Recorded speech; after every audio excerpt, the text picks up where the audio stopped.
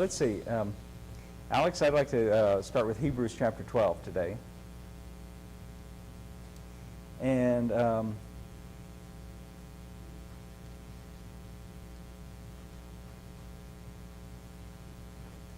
begin reading verse 1. The writer says this, Hebrews chapter 12, verse 1. The writer says, "Wherefore, seeing we are also compassed about with so great a cloud of witnesses." Now let's just stop for a moment and understand what he's talking about. This is chapter 12. In the previous chapter, in chapter 11, this is like a TV series where they say previously on Hebrews. In the previous chapter, he has listed all of the great heroes of faith, as we call it. Hebrews chapter 11 begins with discussion of faith. Now faith is the substance of things hoped for, the evidence of things not seen. And for by it, the King James translation says, the elders obtained a good report. And by that he means all those people who lived in the Old Testament in previous times. He's saying that they earned a good report, or they have favorable things said about them because of their faith. And then he begins to list them, and he goes through the whole chapter 11 talking about all of those people in chapter 11 who exhibited faith in the Old Testament, and concludes by saying that none of them were made perfect. They didn't reach the final goal. They were, in a sense, waiting for us or waiting for the New Testament. Now he says, and that's who the cloud of witnesses that he's alluding to is, when he says, "Wherefore, seeing we are compassed about with so great a cloud of witnesses," he says, all those people in the previous chapter that he mentioned who have a good report because of their faith.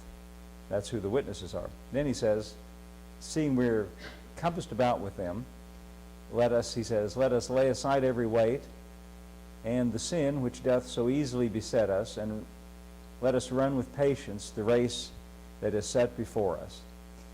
Now, after he talks about the cloud of witnesses, and then he talks about laying aside every weight and sin and running a race, you might get the impression that he's telling you, he's putting a kind of a chore or a burden or something, giving instructions to you to do something that sounds a little bit difficult or strenuous or taxing. But here's something to keep in mind. Remember, he said, seeing that we're compassed about with a great cloud of witnesses.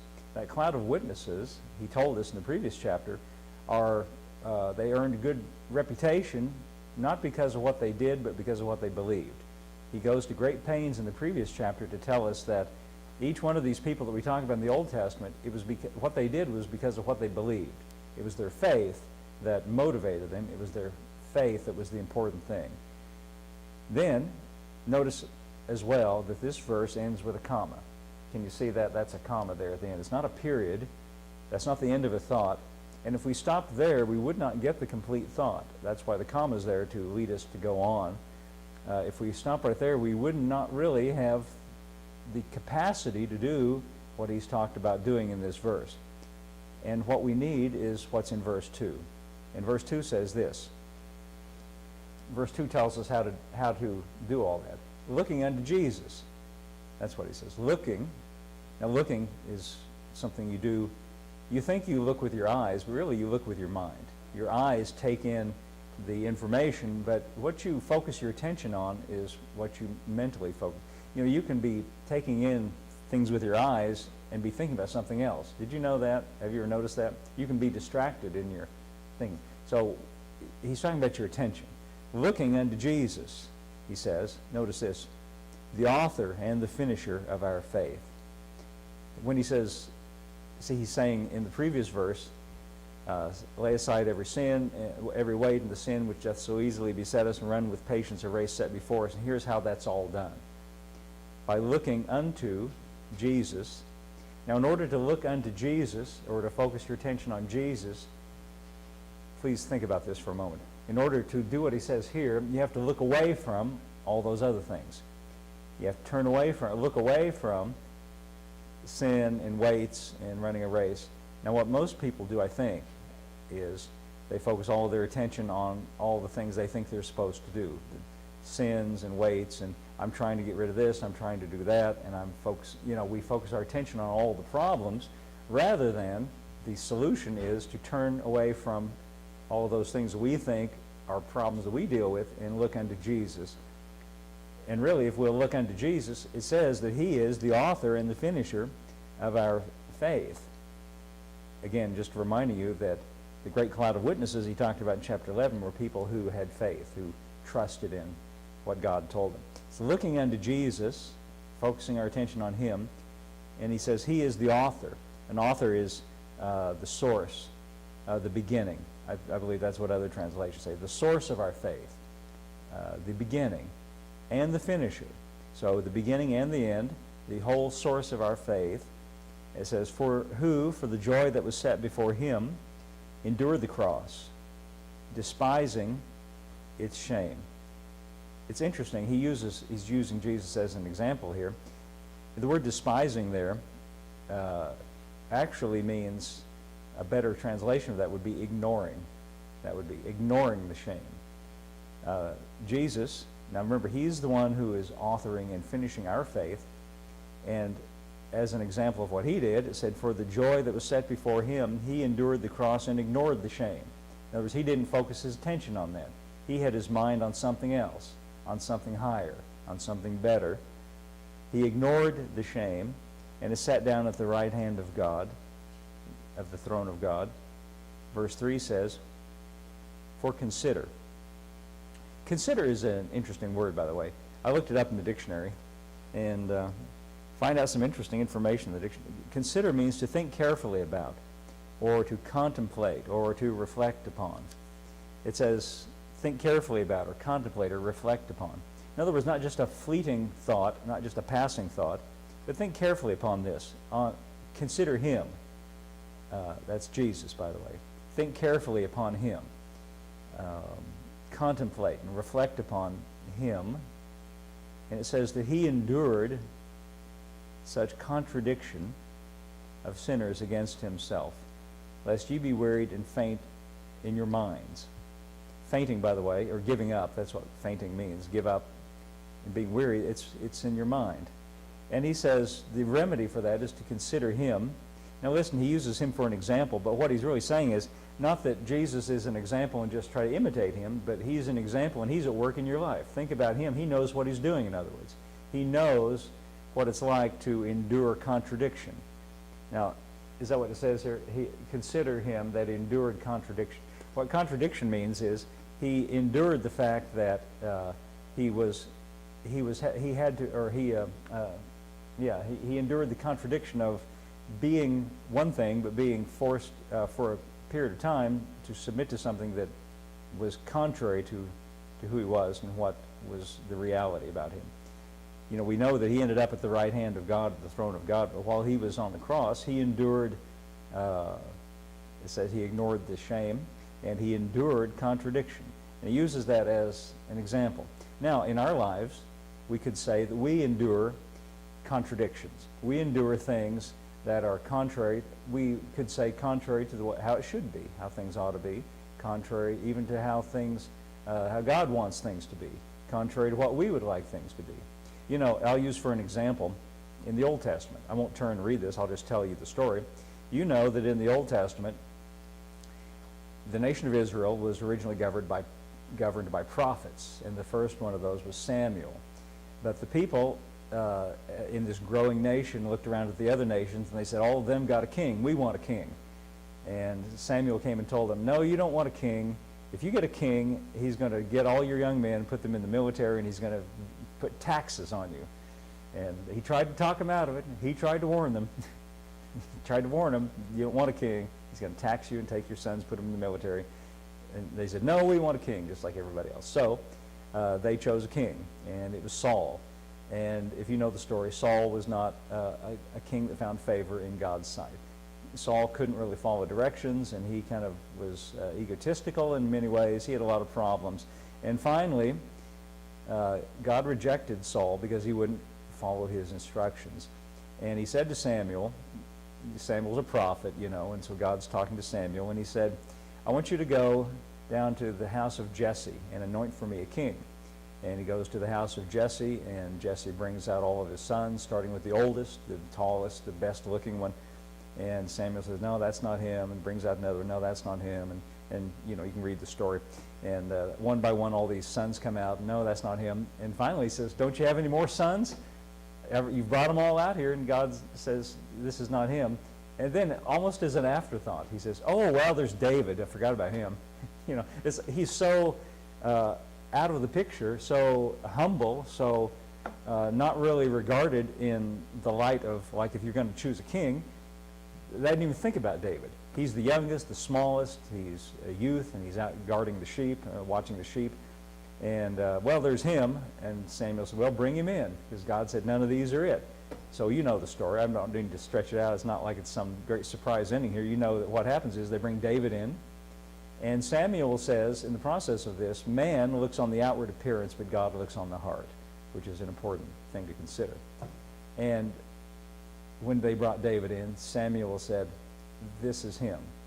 This is the one that God has chosen to be the king of Israel. And he anointed him. He took a horn of oil and poured it over his head, and he anointed him to be king of Israel. But you know what?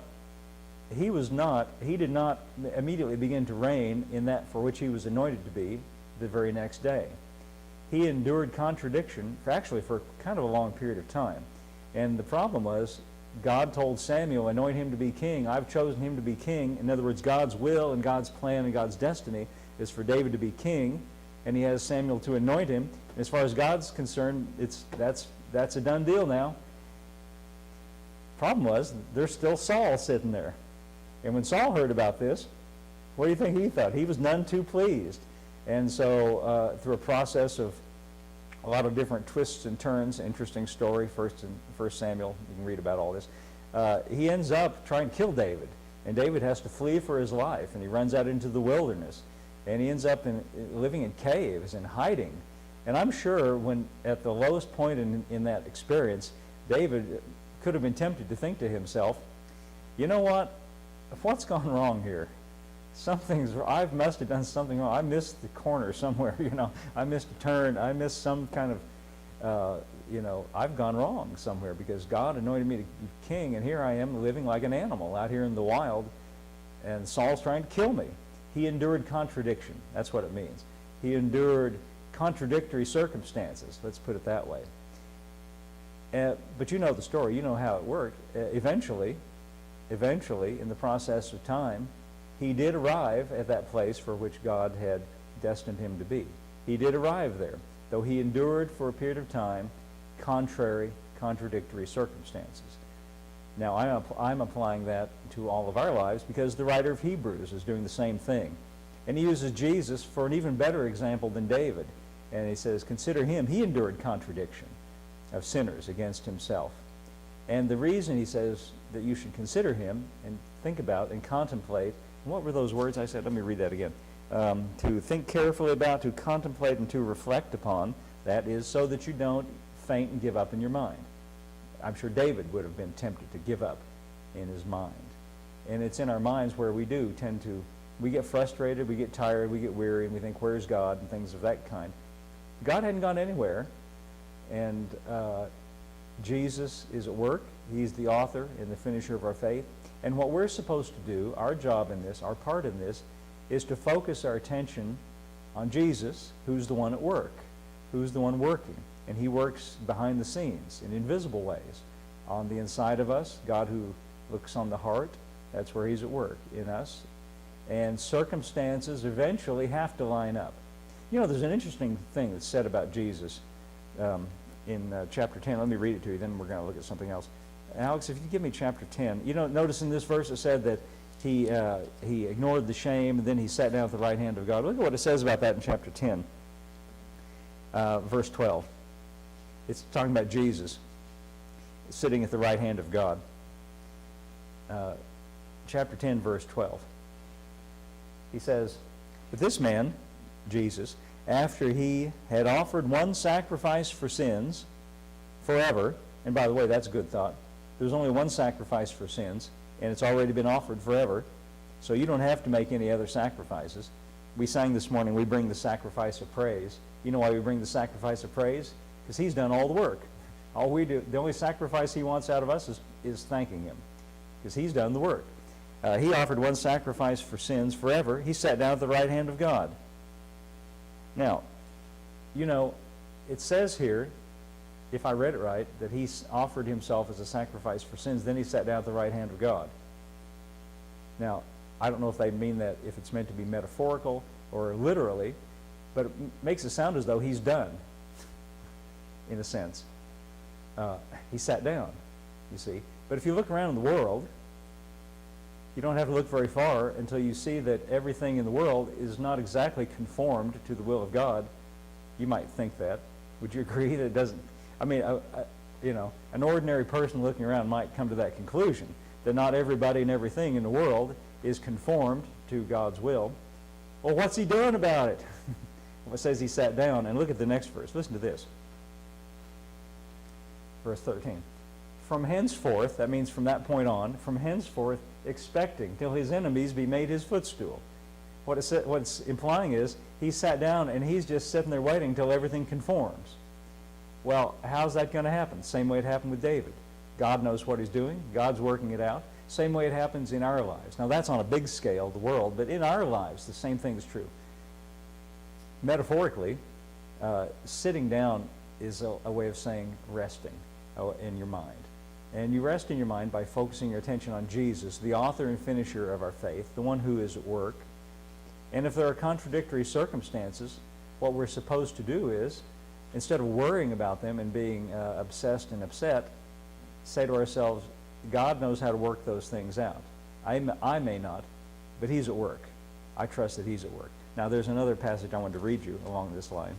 And it's in 1 Thessalonians. I haven't been there for a while. Oh, here it is. I found it right away. 1 Thessalonians chapter 5. It's on page 250 in my Bible, if that's any help.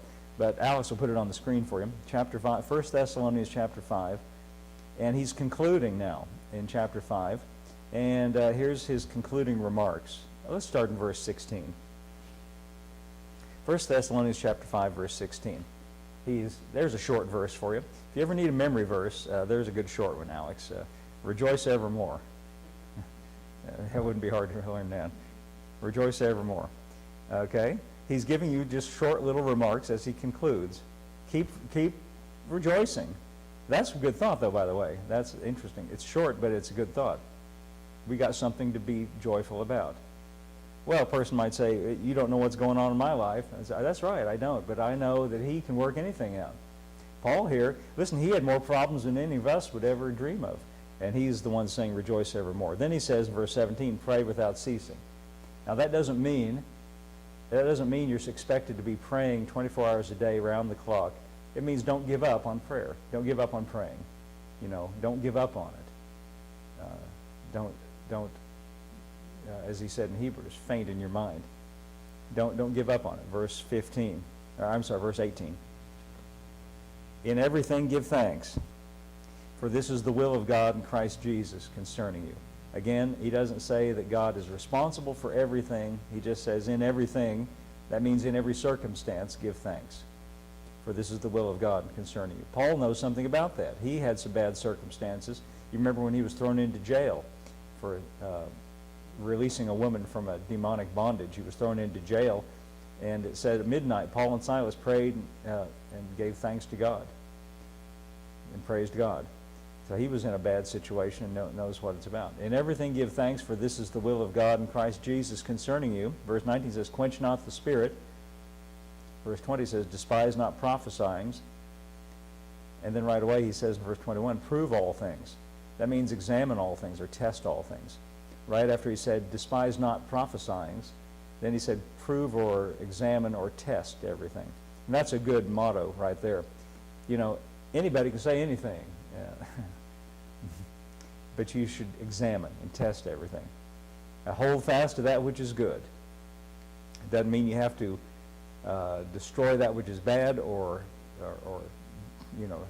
try to tear it down. If something is not right, just don't hold fast to it. But hold fast to that which is, examine everything and keep what's good. That's the way of saying that. Verse 22, these are just good parting remarks. Abstain from all appearance of evil. That's a good thing to consider. Verse 23, he's finally summing up a little bit. Here's a little longer verse. And the very God of peace, it's interesting, he calls God the God of peace. The very God of peace sanctify you wholly, meaning completely. And I pray, God, that your whole spirit and soul and body be preserved blameless unto the coming of our Lord Jesus Christ. Now there's a period there, and if you stopped reading there and didn't read the next verse, you might think to yourself, like we saw in Hebrews, that this is a task that's laid upon us. He says, I pray, God, your whole spirit and soul and body be preserved blameless. Now you might think to yourself, I better get busy doing that. I better make myself blameless, and I better see to that to get it done. But look at the next verse. Notice what the next verse says. This is an important thought here. Verse 24. Faithful is he that calleth you, who also will do it. Now, if I read that right, what it's saying is the same one who came up with this idea is the one who will do it. That's what my paraphrase. The same one who wants this to happen is the one who will do it. Now, that's pretty specific. He does not tell you to do it. On the contrary, he says the same one who said it will do it. Faithful is he that calleth you, who also will do it. I always say it this way. The one who dreamed it up will get it done. That's a good motto for if you're in a group or club or something. If somebody comes up with a good idea, the one who has the good idea is the one who should do it. That's all. That's just a little free advice. Anyway, he says that though about God and Jesus, as well. Faithful is he that calleth you, who also will do it. Now, there's no way around it. He said he'll do it, and he didn't tell you to do it. Now, what are we supposed to do about this? We're supposed to focus our attention and our consideration. That word consider is an interesting word. It means to, what did we say again? To think carefully about, to contemplate, to reflect upon. Consider him, the author and finisher of our faith, is what we read in Hebrews. Focusing our attention, we could say it that way. Think carefully about. And what we tend to do is think carefully about all the problems and think carefully about all the contradictions. You remember we said that who we're focusing on is Jesus, who endured contradiction. So he knows all about contradiction. He knows how to resolve that, and it's not that, it's not that the idea that's in his mind is that it never gets resolved. You see, Jesus, it said, consider him who endured contradiction of sinners, talking about him on the cross. That was for a limited period of time, and it was over. And then he eventually arrived at a better place, the point where God wanted him to be. David's the same way. He didn't spend his whole life in the wilderness running from Saul. There was a resolution, and God knows how to bring about a resolution. And what we're being told is focus your attention on the one who brings you to the point of resolution, not that he expects you to be totally always frustrated and contradicted in contradictory circumstances. Here's another one. I think I'll end with this one. In Romans chapter 4, we read about Abraham. He's an interesting person to read about. Paul calls him the father of faith in this chapter. And he talks a lot about faith and grace. And I'd like to begin reading verse 16 in Romans chapter 4. It says that the promise is of faith. Therefore, it is of faith that it might be by grace. You might wonder sometimes, if it ever crosses your mind, why all this emphasis on faith all the time, why we always talk about it. Well, here he tells you that the Christian life and salvation and the promise, and however you want to think of it, God's work, the reason it's by faith, the reason faith is the important element in our lives is, he says, so that it might be by grace. In other words, it's a response of believing in that only, so that God can do what he does just by grace, just because he's good. So that everyone can be in on it, in other words. It's not a matter of human strength or human effort. Some would be excluded if it were that, you see.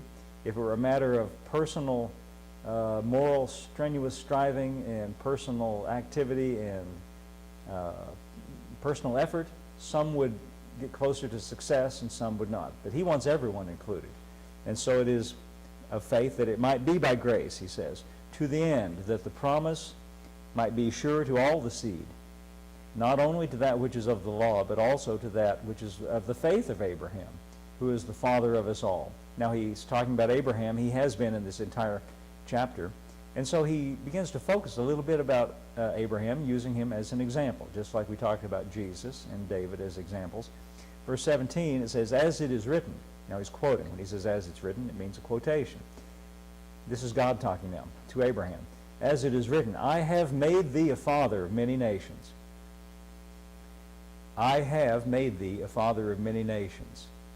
Let's stop right there for a minute. If you read the story about Abraham, God came to him and he said that to him.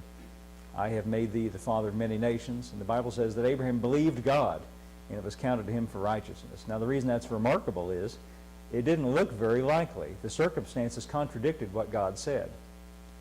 Talk about enduring contradiction.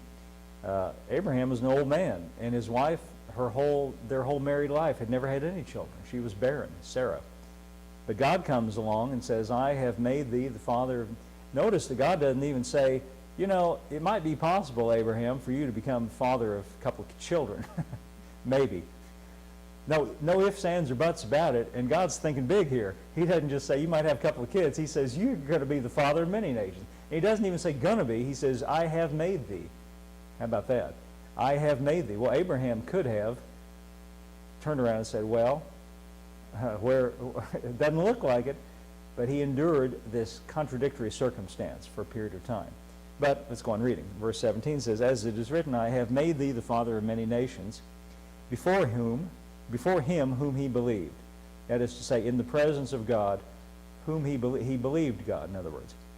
Even God, and the author here, Paul, is reminding you of something about God to keep in mind, even God who quickeneth the dead. That is to say, God who gives life to the dead, and God who calls those things which be not as though they were. In other words, we're talking about God here, who can make the dead come alive, and he calls things that are not as though they were. For instance, he says to Abraham, I have made thee the father of many nations. At the moment, the circumstances seem to contradict what God said. But what's remarkable about Abraham is he believed God. He believed that. Well, let's go on reading about Abraham. Who against hope believed in hope. I like what the Amplified says to explain this. Alex, could you give me the Amplified? About this phrase, against hope. For Abraham, human reason for hope being gone. That's what it means. The human reason for hope being gone, hoped in faith. In other words, human reasons for having hope, there weren't anymore. They weren't there anymore. But he decided to hope in faith, put his hope, focus it on his faith. He believed God, in other words. Alex, I like what the Message says too. Let's read that. I like the Message trend, even more clear. When everything was hopeless, Abraham believed anyway. How about that? That takes a little bit of, well, you know what it takes? I was going to say it takes a little bit of gumption, but that's not really true. It just takes a decision to focus your attention on something greater than yourself, on the one who's big enough to do it, you see, the one who calls those things that be not as though they were and makes the dead alive. If he can do all that, he can certainly deal with any of our problems that are less than that. Okay, Alex, back to the King James again. Let's go on reading. Who against hope believed in hope. Now we know what that means. When all reason for human reason for hope was gone, when it was hopeless, he believed anyway. It says that he might become the father of many nations. Now this is very interesting. God came along and said to him, I have made thee the father of many nations. And what this is saying is Abraham believed that he might become. In other words, because he believed it, he then became. He believed it first, and then he became it. He believed it, and then the reality or the physicality, the experience of it came. He believed first, and he even believed when all human reason for hope was gone, that he might become the father of many nations, according to that which was spoken. He believed according to what God had said to him, so shall thy seed be. Okay, next verse. And it says that, listen to this now, being not weak in faith, listen to this now, he considered not his own body, now dead, which is about 100 years old, neither yet the deadness of Sarah's womb. Now, we've talked a moment ago about the word consider, when we were told to consider Jesus. And I read this definition, to think carefully about, to contemplate, or to reflect upon. Now we read that Abraham, in his faith, there were some things he considered not, or some things he decided not to consider, or he didn't think about. In other words, he thought about God's promise, but in order to do that, he had to quit thinking about, what does it say? He considered not his own body. He had to quit thinking about that, now dead. In other words, he was old and past the childbearing years. He had quit thinking about that. Is that what it says? He considered not. In other words, he quit thinking about the contradictory circumstances. Now, this is harder than it seems. We love to think about the contradictory circumstances. We love to dwell on those things. We love to talk about those things. Have you ever had a conversation with somebody and asked them, like if somebody's had some medical issues, and ask, people love to talk about those things, don't they? And I've been in the same boat. You know, I've had my, it's fascinating for some reason. Or it is because it's us. But listen, Abraham was destined to be and was promised by God to be the father of many nations. But in order to get there, he had to turn his attention away from what was contradictory to that and focus it on, well, let's just read and see what he did. Who considered not, who not being weak in faith, he considered not his own body, now dead, when he was about 100 years old, neither yet the deadness of Sarah's womb. He staggered not at the promise of God through unbelief, but was strong in faith, giving glory to God. Now, you know, you might read this and be thinking to yourself, wow, I wish I could be strong in faith like that. And Abraham was some great superman of faith, and it's just commendable what he did. But you know what? What it's saying here about Abraham, anybody can do if we'll just do what he did. Now listen to the next, listen to the thought that's the key to the whole thing in verse 21. It says, verse 21 says, being fully persuaded that what he had promised he was able to perform. Now does this remind you of what we read in Thessalonians? Faithful is he that promised it, who also will do it. Abraham got one thought in his mind that was the key to the whole thing. He said, the same one who came up with this idea, he's able to do it. In other words, I don't have to do anything but just say it. He said it, he can do it. That's what faith is. He said it, he can do it. And that takes all the pressure and all the stress off of me and puts it on him. He's well able to do it. That's what Abraham said. His consideration or his thinking carefully about it, or his attention was focused on the one who said it, the one who promised, the one whose idea it was. And he said to himself, I'm fully persuaded. He promised it.